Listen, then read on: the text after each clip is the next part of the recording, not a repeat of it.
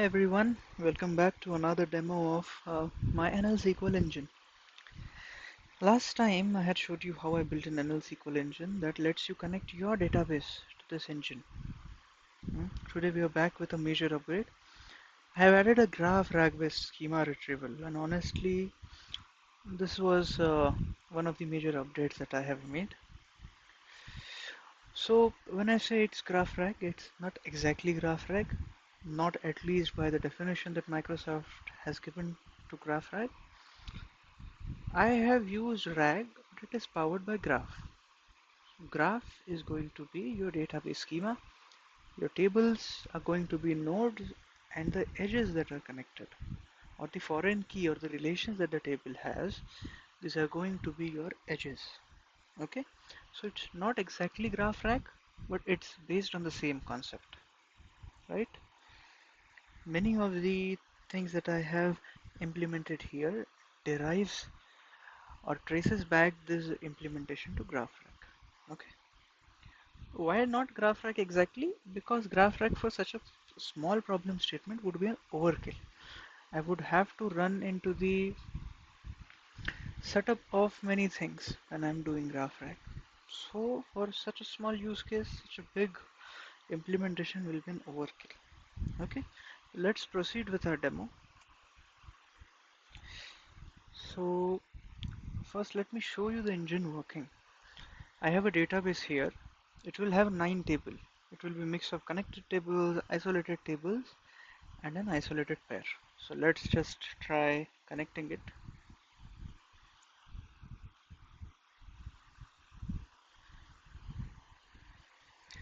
Our database is connected, and as I said, we have many tables connected with each other. We have order table that is connected with all these tables. We have system config table and audit logs table as the isolated table, and then we have an isolated pair of supplier contract and suppliers. Okay, so let me fire a sample query first. So show me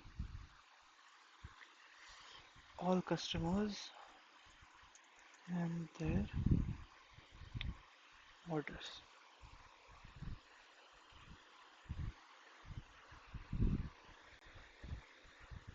Mhm.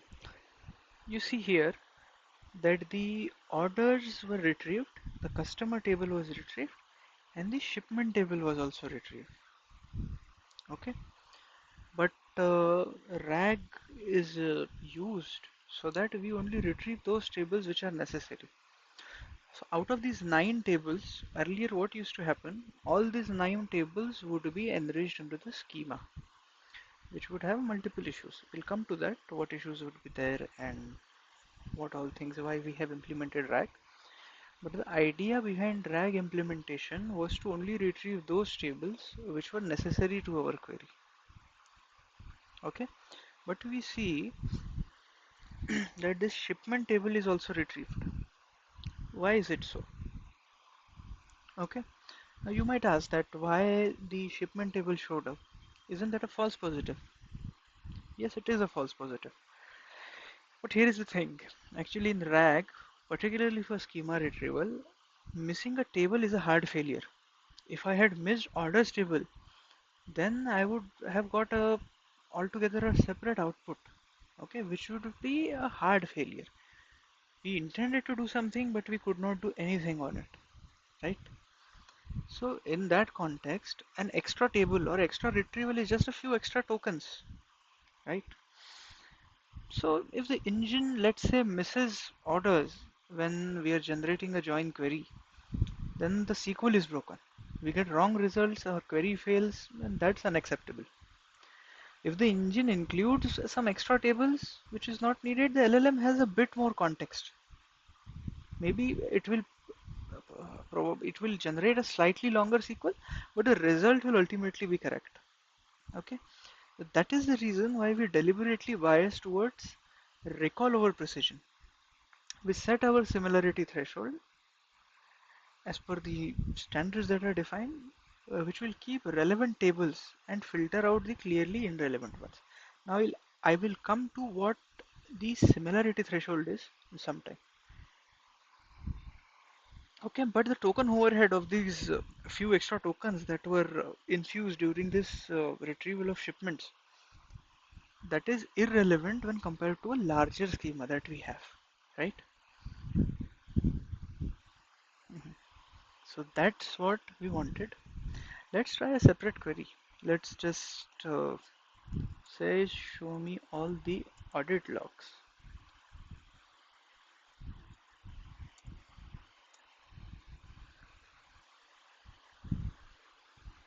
Now you can see that we have retrieved only one table, correct? Our RAG is working as intended. It has let go of the 8 irrelevant tables and only selected one relevant table, which was then passed to our LLM as a context, and then LLM generated the SQL. So the input token that we passed to LLM has decreased drastically. If you see that there is 89% reduction. So earlier, if this one particular query would cost me 100k tokens, now it will just cost me 11,000 tokens, right? Extra tokens can be used anywhere. It can be used from some research purposes, it can be used for something new that you are building, but that is the cost that you have saved, and without compromising on the quality of the output.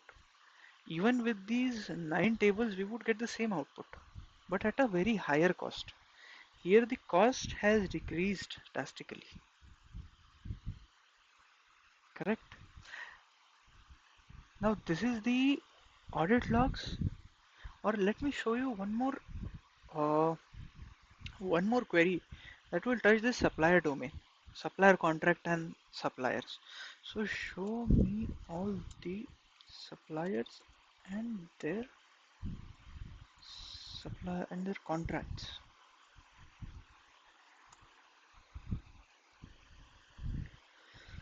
You can see that we have retrieved two tables.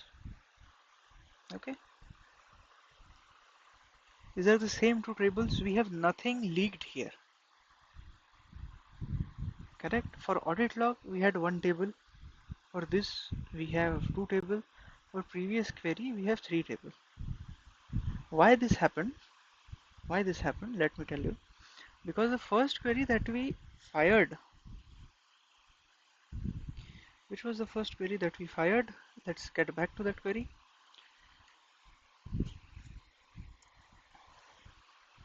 The first query that we fired, if we take a look at orders table, customers table, and the shipments table.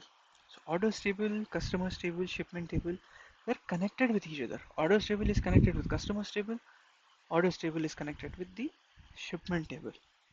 So what had happened, once we come to the order table, we seed all these tables. Order tables were seeded, customers table was seeded, but since it is a graph and we do BFS, BFS is the immediate neighbors that we take. We had taken shipment table as well. Okay, so there is an edge from orders, shipments to orders. We had taken that, right? So this is similar to GraphRag. What we do in GraphRag, we embed each table as a semantic chunk. So this table is one chunk, this table is second chunk, this table is third chunks. We embed each table as a semantic chunk. We do cosine similarity search to find the seed tables. Which tables is similar to our query? We do a cosine similarity search. So that's why you see when I give customers and orders in my query, I don't get replied back the reviews table, even though it is connected. Orders and shipments two are semantically similar statements. Sometimes people, if your orders are big, we call it a shipment. If your orders are small, we call it orders. Customers can have both orders as well as a customer can have shipment as well. So that is a semantic search that is happening. So as I said, what we do, we embed each table as a semantic chunk. We do cosine similarity search to find the seed table. Then we traverse the foreign key edges like a graph to find join related tables. So there could be a join between orders and shipment. It's just that in our query it isn't. but there is a high possibility that we could have joined between shipments and orders, right? So this engine understands your schema's relationship. We already covered why this extra retrieval is good, so I'm not going to cover it again. Now regarding that, I had mentioned that we had a similarity threshold.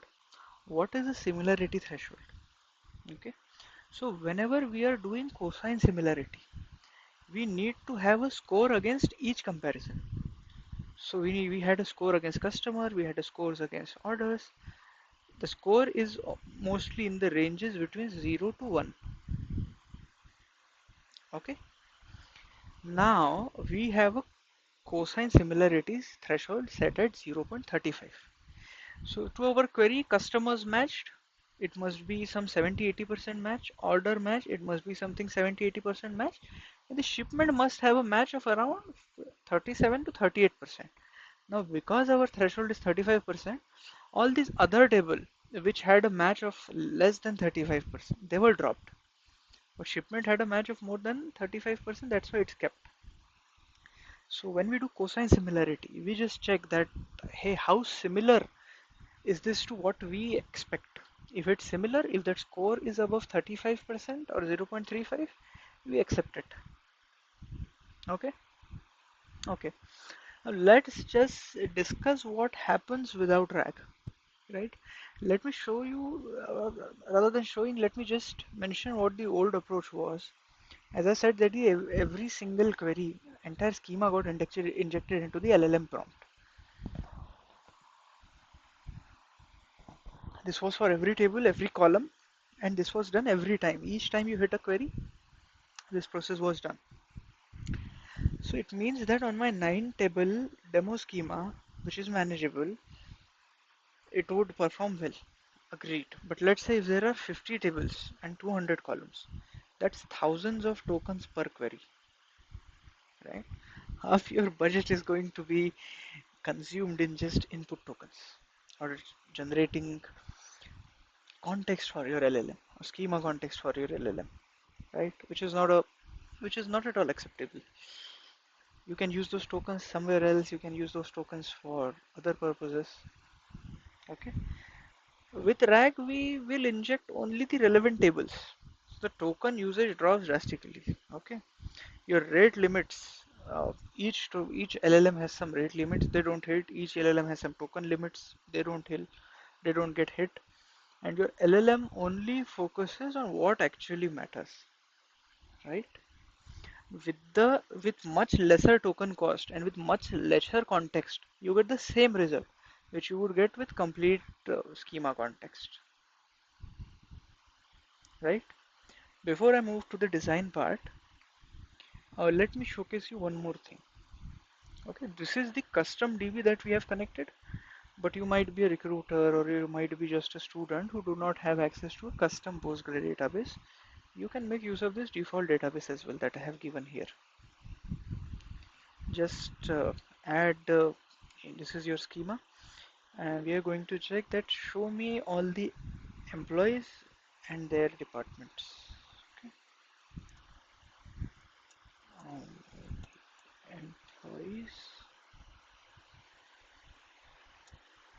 and their departments.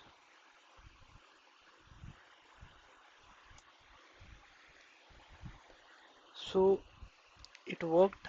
I never tested this before. This is the first time I have tested it, but the backend logic pretty much stays the same. That's why you get the same result. We retrieved employees, we retrieved departments, and we named our query. We created our query. So you can give it a try. If you're someone who is a non-technical person who is here to learn something new or see something new, you can give it a try. You can use this default schema that I have provided you. Okay. There are certain betterments. So before we move to architecture, there are certain betterments that I want to discuss about, which I will be doing um, in few days. First is the server side and client side pagination.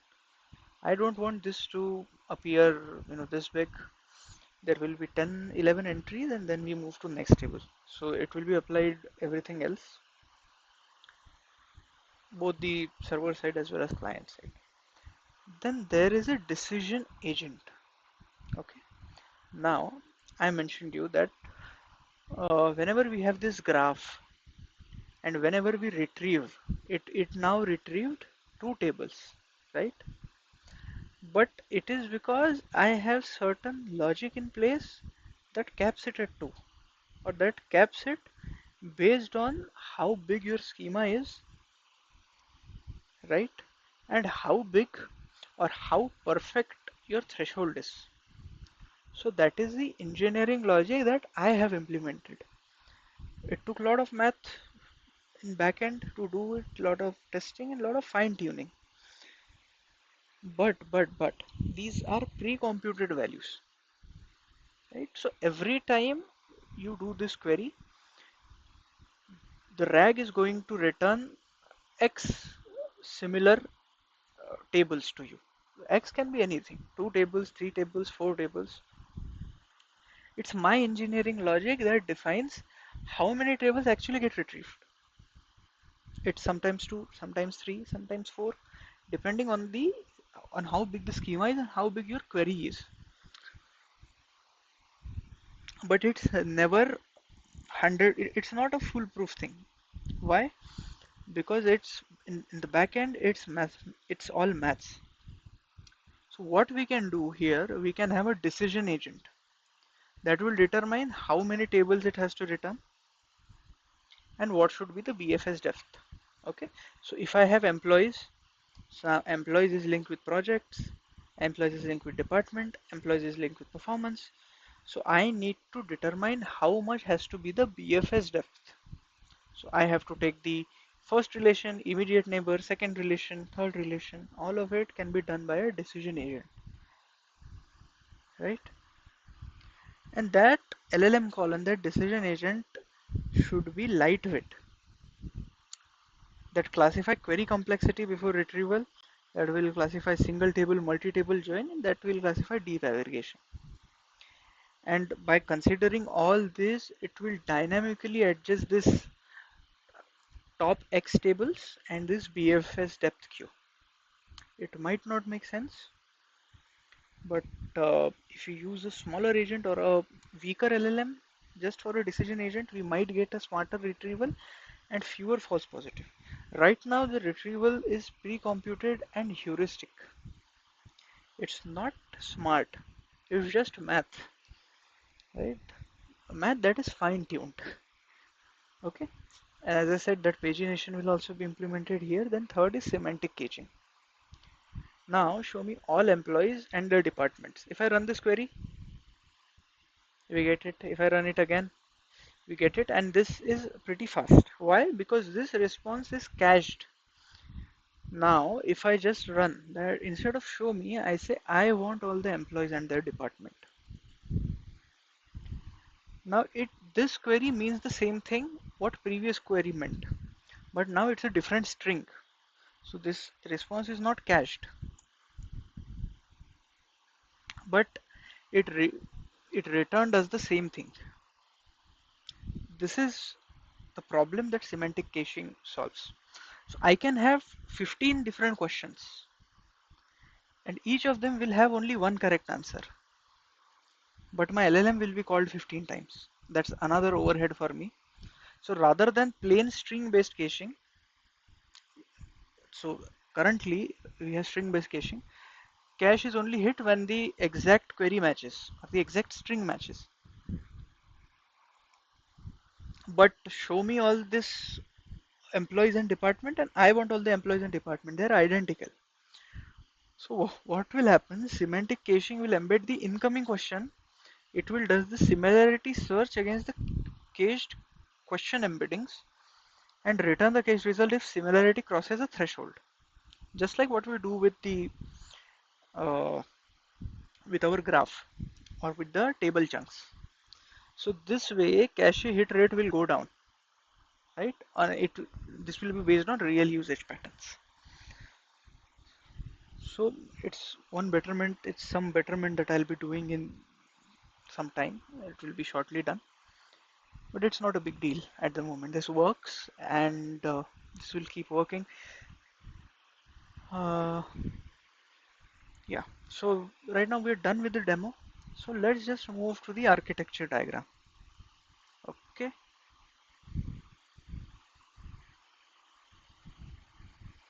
right, so let me go to IntelliJ.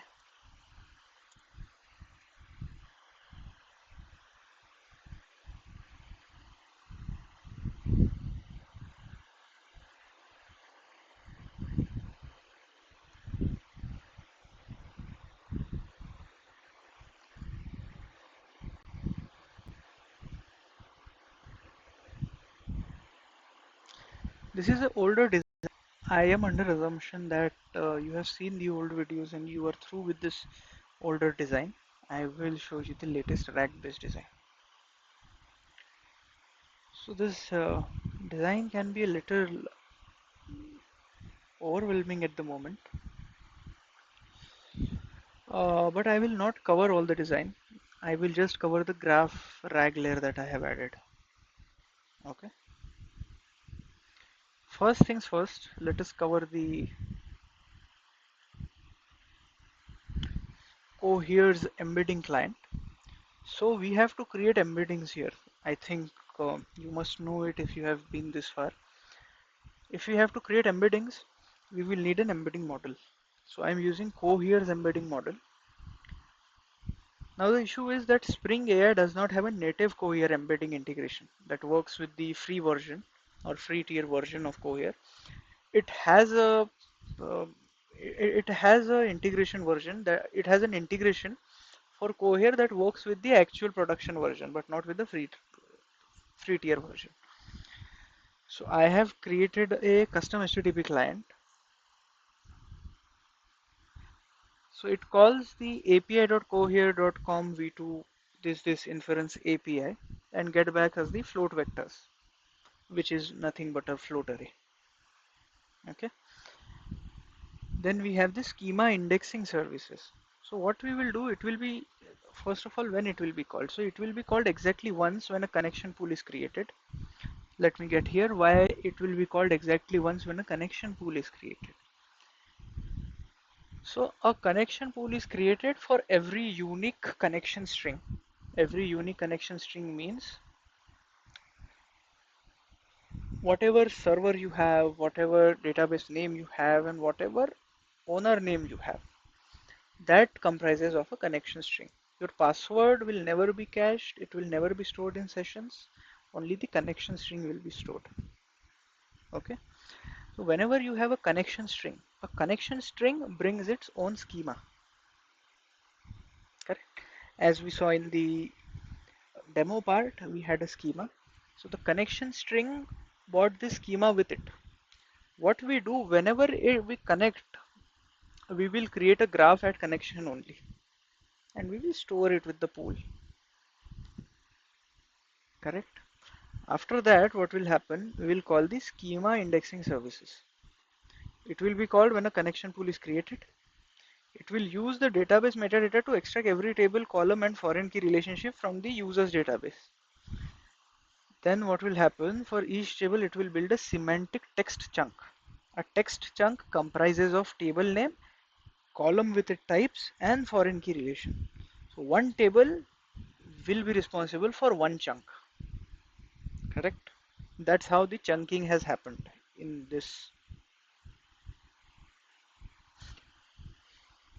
Okay, once the chunks are there, what it will do, or the schema indexing service will do, it will embed those chunks via the Cohere client, and it will store the result in table node.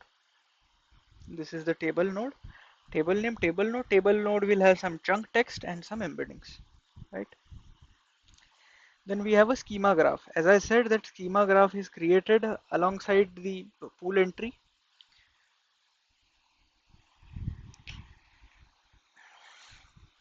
Your nodes are the table nodes object holding the chunk text and the float embedding that I told you just now.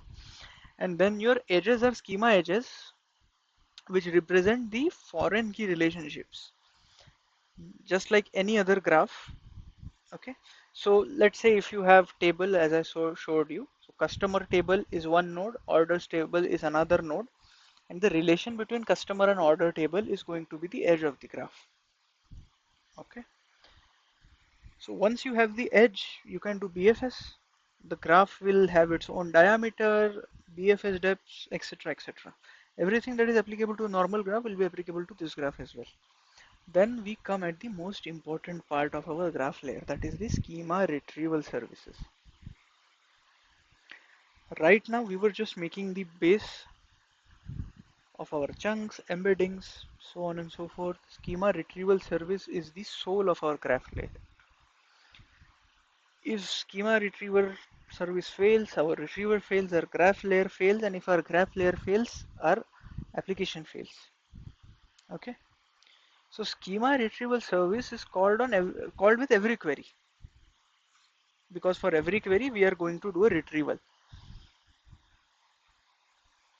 For every query we are going to do a retrieval, right? Here we did retrieval of employees table, departments table. Okay. What will the schema retrieval service do? It will embed the question now. Till now we had embedded the schema chunks, right, where each chunk had one table, its column, its relations, etc. etc. Schema retrieval service will embed the question. It will run the cosine similarity against all nodes. When I say nodes, it means all the nodes of graph. Each node represents a table. What this will do, this will embed the question. It will run cosine similarity against all nodes, that is all tables. It will pick the top X nodes using dynamic scaling. Okay, I mentioned you what top X nodes are. Top X similar nodes, correct? Once we have the top X similar node, it will run a bidirectional BFS on foreign key edges, which will expand to join related tables. And now I will explain what that means. Here you have a graph. This is a graph, not the most beautiful thing, but it does its work. Now what happened? First thing is the employees table and the department table. Let's take altogether a different example. We have an employees table here and we have a departments table here. Hmm. Now if it would have been a different query, what would happen? We were to do a BFS on it. If we are to do BFS on it, then employees is related with projects, employees is related with performance reviews, employees is related with transaction as well. So when we do a BFS on this, all these tables that you see that are related to it, these are join tables. Means if we add a relevant table in our query, then there could be a join between them. Let's say if I say that show me all the employees who have, let's do that, right? Show me all the employees who have transactions more than 1 lakh. There is a join that we have to do. But our schema or our RAG needs to be aware that employees is related to transaction table and which could be a possible join query. This way we get rid of join blindness. We retrieve employees and we also retrieve the transactions table. Now in this query we did not need the transaction table, but we needed a department table. Okay, so employees is retrieved, department table is retrieved, and the relation between them is also retrieved. Hmm? So basically, whenever we do a bi-directional BFS on foreign key edges, we expand to join related tables. We just saw. And once that happens, what we are going to do, uh, I hope this is clear. Now I want to make you aware of a key decision that I have taken. The graph is in memory, which is owned by a pool entry table. Okay, so whenever the pool evicts, the graph is garbage collected automatically. So there is no manual cleanup that you have to do, and there is no cross contamination between users because each pool entry has its own isolated graph. A pool entry has its own isolated graph because it is based on the connection string and the database name and the database owner. Now if all these three things are same, then we are most likely pointing at the same schema. If your database connection string is same, but your database name is different and your database owner is also same, that means the same owner with same connection is pointing to a different database schema. Okay, but a composite of these three always has to be unique, right? A composite of these three will always point at the same table, same schema, no matter wherever called. Okay, so I have explained you the design part as well. I am pretty sure that you have seen all the previous videos where I explained you all the design and working of these components. If you're not, if you have not seen anything, you can go to the playlist. I'll drop it at the top right or top left, wherever it is. You can go through it, you can understand, you can try it out yourself, you can do anything you want. Correct? Right. The code for it is on GitHub. I will drop the link into the description. I will post about it on LinkedIn as well. You'll find all the resources there. I'll most probably write a blog too. You'll find all the resources there as well. Okay. That's it for today. Signing off and thank you.